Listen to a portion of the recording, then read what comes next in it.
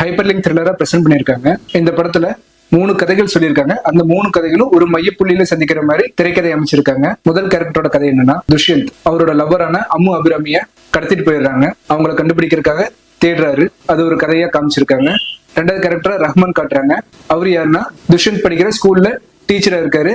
அவரோட பொண்ணான அம்மு அபிராமிய காணோம்னு அவர் தேடுறாரு.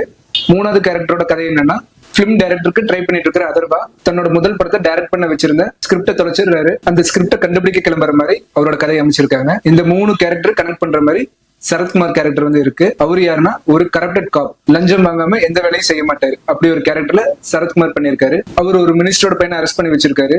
அந்த பையன் இவர்கிட்ட மரியாதை இல்லாம நடந்துக்கிறான். பதிலுக்கு இவர் அந்த பையன்கிட்ட சம்பவம் பண்ண அதுல இவருக்கு வரக்கூடிய பிரச்சனைகள். இந்த கேரக்டர்ஸ் எல்லாமே இணையக்கூடிய ஒரு மையப்புள்ளியை வச்சு ஒரு கதையை பண்ணியிருக்காங்க.